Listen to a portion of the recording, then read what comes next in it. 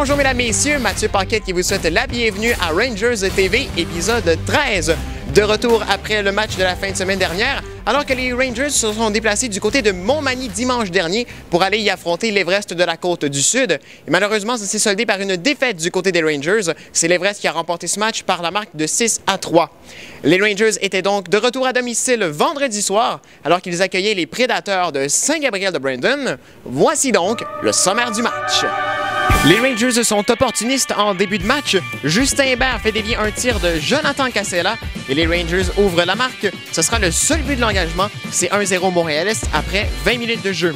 Les Prédateurs vont créer l'égalité en deuxième période. William Gagnon est bien posté dans l'enclave et il marque. C'est 1-1 et encore une fois, c'est le seul but de la période. C'est donc l'égalité 1-1 après 40 minutes de jeu. Les Rangers profitent d'un avantage numérique en début de troisième période. Gabriel Bouchard complète un beau jeu de passe orchestré par Jason Frias-Perron et Xavier Jean. Les Rangers reprennent l'avance, c'est 2-1. Mais encore une fois, les Prédateurs vont créer l'égalité. Alexis Bolduc marque son 18e de la saison sur une passe de William Gagnon. C'est maintenant 2-2.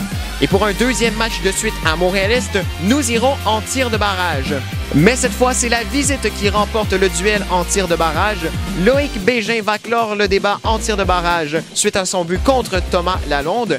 Les Prédateurs de Saint-Gabriel de Brandon remportent donc ce match par la marque de 3-2. C'est donc une deuxième défaite consécutive pour les Rangers. Alors maintenant, voici les entrevues d'après-match chez les Rangers. En compagnie de l'entraîneur-chef des Rangers, Gianni Cantini. Alors Gianni, ce soir, défaite en tir de barrage. Vous allez quand même chercher un point, mais je pense qu'on peut parler ce soir d'un moindre mal pour votre équipe parce que visiblement, ça n'a pas été votre meilleur match. Alors, il semble avoir un manque de cohésion dans ton équipe. Est-ce que c'est ça que tu as remarqué aussi derrière le banc?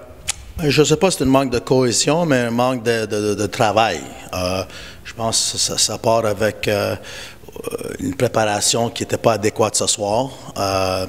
Et c'est ça qui explique le match pas mal. C'est quand tu travailles fort, tu es prêt à jouer, les bonnes choses arrivent.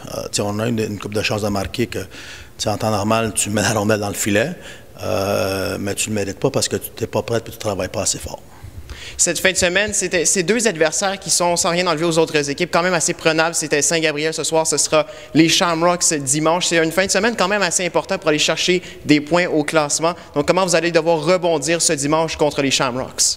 Non, mais dans cette ligue-là, comme j'ai dit aux gars, ça fait 10 ans que je suis dans cette ligue-là.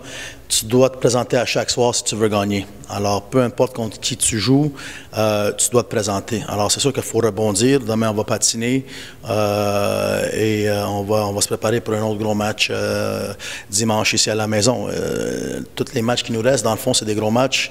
On court après des points pour une place en série, fait qu'on n'a pas le choix.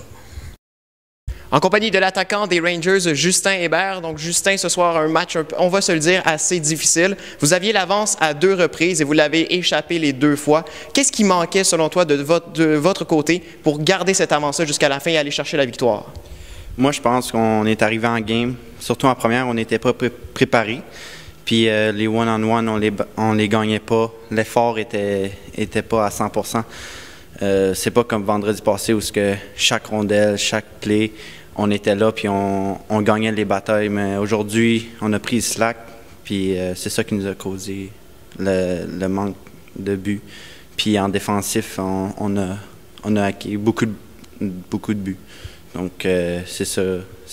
Toutes les 3 périodes, je dirais, ça a été pareil. En deuxième, on a eu un peu plus de vitesse, d'effort, mais en troisième, on a continué le slack, puis c'est ça qui nous a tués. Donc là, votre prochain match arrive rapidement dans 2 jours, dimanche après-midi contre les Shamrocks. C'est une équipe que vous avez battue à toutes vos reprises cette saison. Donc j'imagine que vous allez devoir sortir un gros match le dimanche après-midi pour justement rebondir de ces 2 défaites que vous venez de subir. Effectivement. Surtout demain, on va être prêt à l'Arena à 11h, puis on va donner notre effort maximal à la pratique pour en faire sûr que dimanche, on va être prêt contre les Shamrocks. Puis pas faire ça une deuxième fois parce qu'on veut les 2 points. Puis chaque point, il compte. Surtout, on n'est pas où ce qu'on est supposé d'être, puis on veut monter.